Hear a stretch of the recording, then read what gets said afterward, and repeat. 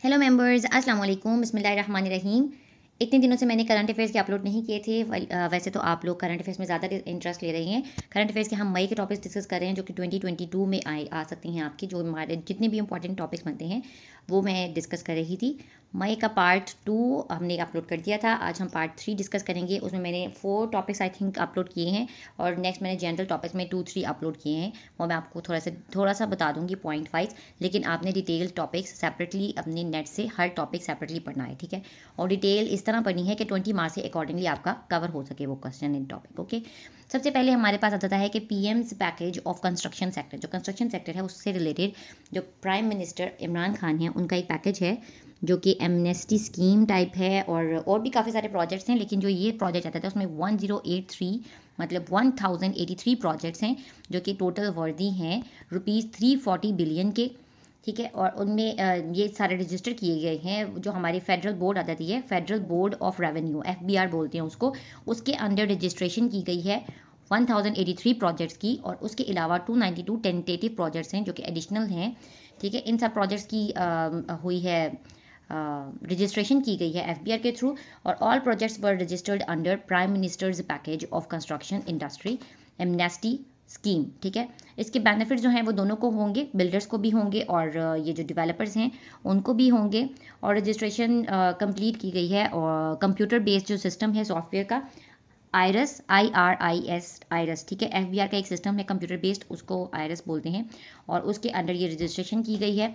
और ये basically amnesty scheme जो है वो एक्सपेंडेड फॉर 6 मोर मंथ्स के लिए उसकी एक्सपेंशन कर दी गई है, कि ये फर्दर 6 मोर मंथ्स लेंगे इसकी कंस्ट्रक्शन के लिए, ठीक है। उसकी इनकम सोर्सेज जो ख़त्म कर दी गई थी वो भी एक्सटेंड कर दी गई हैं कि इनकम भी कम्प्लीटली मिलती रहेगी according to FBR। Approximately 3850 buyers जो हैं उन्होंने अपना इंटरेस्ट शो किया है प्रॉपर्टीज़ परचेज करने में, ठीक है। ये भी आप देख सकते हैं कितने बायर्स ने इंटरेस्ट शो किया है प्रॉपर्टी परचेज करने में, और बोथ बिल्डर्स और बायर्स को क्या क्या टैक्सेस से रिलेटेड बेनिफिट्स हैं वो उनको टोटली वो अवेल कर सकते हैं, टैक्स के बेनिफिट्स भी, और उनके जो हैं फिक्स टैक्स के रेट्स होंगे ऑन द बेसिस ऑफ पर स्क्वायर फुट, ठीक है। दोनों के लिए, बायर्स और बिल्डर्स दोनों के लिए पर स्क्वायर फुट के हिसाब से टैक्स रेट्स फिक्स होंगे, ठीक है। ये उनकी एक पॉजिटिव पॉइंट आ जाता है, उनके क्या बेनिफिट्स होंगे, ठीक है। अब बेसिकली ये जो एमनेस्टी स्कीम है और ये जो कंस्ट्रक्शन सेक्टर है इससे रिलेटेड जो ये पैकेज है, प्राइम मिनिस्टर का पैकेज जो है, prime ministers package of construction department construction sector, ये आप डिटेल में पढ़ सकते हैं कितने प्रोजेक्ट्स थे, क्या क्या प्रोजेक्ट्स थे, और कितनी कितनी वर्दी हैं। 1083 प्रोजेक्ट्स थे, 340 बिलियन का वर्ड था, और जो टेंटेटिव प्रोजेक्ट्स हैं वो 292 हैं और उनकी वर्थ कितनी है, 43 बिलियन रुपीज़, ठीक है।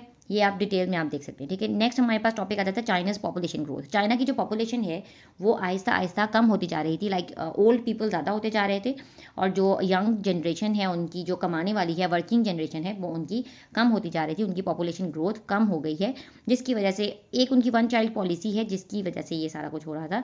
तो उन्होंने अब अलाउ कर दिया फैमिलीज़ को कि वो 2 चाइल्ड पॉलिसी कर सकते हैं। Basically the population has grown at its slowest pace, ठीक है। इनकी जो रिकॉर्ड होता है ईयरली एनुअल जो रिकॉर्ड होता है हर कंट्री वाइज का, तो उसका चाइना की जो पॉपुलेशन ग्रोथ थी उसका कम गया है। जो यंग जनरेशन है वो कम हो गई और जो ओल्ड जनरेशन है वो ज़्यादा है। तो उनका फियर क्या है चाइना में, fear of looming crisis over an ageing society बनने का एक फियर चाइना में हो गया था कि इस स्लोएस्ट पॉपुलेशन ग्रोथ रेट की वजह से। और ये मेजर किस वजह से हुआ, 1 चाइल्ड पॉलिसी की वजह से हुआ, और अब बीजिंग में भी ये 2 चाइल्ड पॉलिसी कर दी गई है। और ये जो पॉलिसी है ये तकरीबन 1 चाइल्ड पॉलिसी तकरीबन चाइना में 40 साल से चल रही थी, और अब ये ख़त्म कर दी है इन्होंने 2 चाइल्ड पॉलिसी कर ली है, क्योंकि इसकी वजह से huge drop in working age people, youthful जो पॉपुलेशन होती है जिसने बेसिकली काम करना होता है वो उनकी कम हो गई थी। Now they have allowed families to have 2 children just because of the fear of China's shrinking work force, ठीक है। उनकी जो वर्क फोर्सेज है, वर्क फोर्स वही हो जाती है, यूथफुल पॉपुलेशन हो जाती है, यूथ हो जाती है, जो हमारी यंग जनरेशन होती है जिन्होंने बेसिकली काम करना होता है वो उनकी कम हो गई थी। नेक्स्ट हमारे पास आता है water supply to Sindh increases by IRSA, IRSA क्या है? हमारा इंडस रिवर सिस्टम अथॉरिटी है। इसने 66,000 क्यूबिक फीट को 71,000 क्यूबिक फीट कर दिया है सिंध के लिए, क्योंकि सिंध में वाटर क्राइसिस हुए। वाटर शेयर्स को इंक्रीज कर दिया गया। The share has been increase from 66,000 cubic feet to 71,000 cubic feet. And water regulator ने रिपोर्ट किया था कि great losses in that area, वहाँ बहुत ज़्यादा लॉसेज हुए हैं। फ्लक्चुएशंस इन रिवर फ्लोज, और रिवर फ्लो जो होते हैं हमारे, उनमें फ्लक्चुएशंस आ गई। वाटर की अवेलेबिलिटी में भी काफ़ी फ्लक्चुएशंस थी, और काफ़ी रिपोर्ट्स इस इरिगेशन प्रॉब्लम से रिलेटेड रिपोर्ट्स की गई हैं।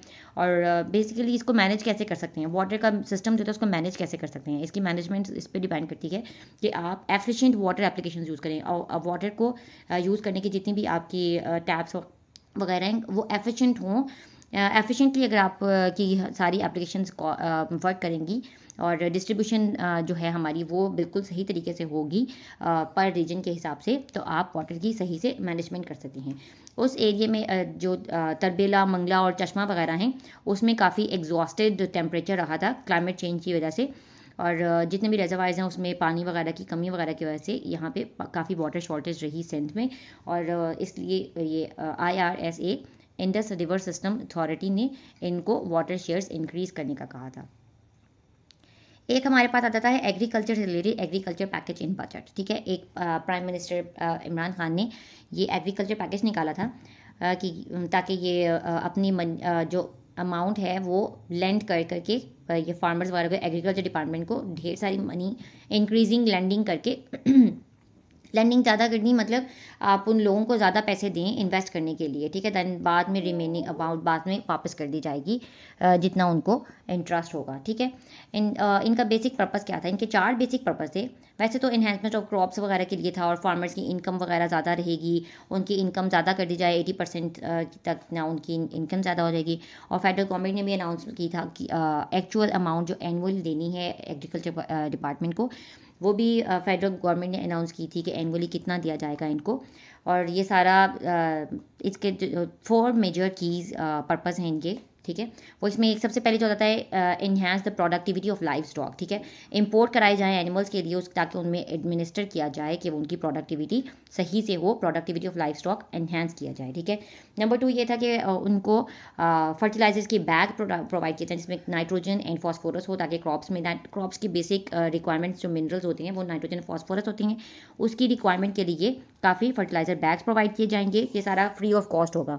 और increase in number of crops की जाएंगी, उनका जितना भी क्रॉप्स का एरिया है वो सारा इंक्रीज किया जाएगा। 1.5 per year to about 2.5 increase करना था शेयर का, क्रॉप के शेयर्स इंक्रीज किए जाएंगे to enhance the share of fruits and vegetables. ठीक है, एक आ जाता है हमारे पास इंक्रीज इन एग्रीकल्चर क्रेडिट, मतलब जो एग्रीकल्चर डिपार्टमेंट को जो पैसे दिए जाते हैं उनके भी इंक्रीज़ किया जाए। ठीक है, इन सब की वर्थ कितनी थी? ₹110 बिलियन एस्टिमेटेड अमाउंट थी। ठीक है, और जो आ जाएगा हमारे पास ये सारा कुछ क्यों किया जा रहा है? ताकि हमारे मुल्क से गुर्बत ख़त्म की जाए, और जो हमारी रूरल सेक्टर है, जो फार्मर्स वगैरह हैं, किसान वगैरह जो इस तरह के रूरल एरियाज़ में काम करते हैं, उनकी इनकम को इंक्रीज़ किया जाए। ये 2 बेसिक पर्पस थे, पॉवर्टी ख़त्म करने का था और इनकम इंक्रीज़ किया जाए रूरल डिपार्टमेंट की। ठीक है, देन हमारे पास कुछ जो आपके मेजर टॉपिक्स हैं वो पूरे 2021 से रिलेटेड जो 2022 में आ सकते हैं वो 3 ये हैं। 3 नहीं 2 बन जाते हैं। गाज़ा की सिचुएशन भी इसराइली की वजह से है। इसराइली की जो एक्शंस हैं फ़लस्तीनियन के अगेंस्ट, वो आपने डिटेल में पढ़नी है। गाज़ा की क्या सिचुएशन चल रही है वो डिटेल करनी है आपने। अफ़गान और तालिबान के इश्यूज़ जो हैं, जो अफ़गानिस्तान की गवर्नमेंट है और तालिबान के हैं, जो उनके आपस में क्लैशेस हैं वो पढ़ने हैं।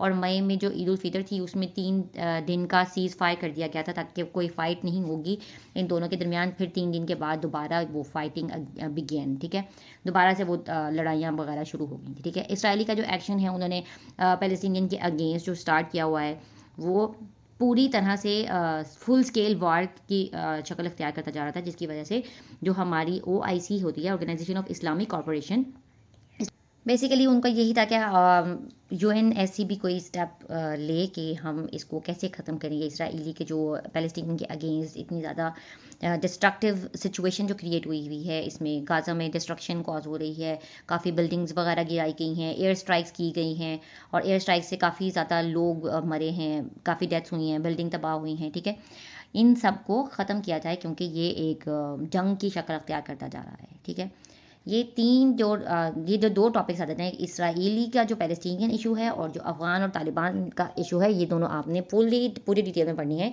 क्योंकि अफगानिस्तान और तालिबान से रिलेटेड आपका वो भी आ जाएगा कि अमेरिकन ने अपने ट्रूप्स को बाहर निकालने का कब तक का वादा किया था, और इनके जितने भी एग्रीमेंट्स हुए थे, पीस एग्रीमेंट वगैरह, वो सारे आपके इसमें आ जाते हैं। ठीक है, अल्लाह हाफ़िज़।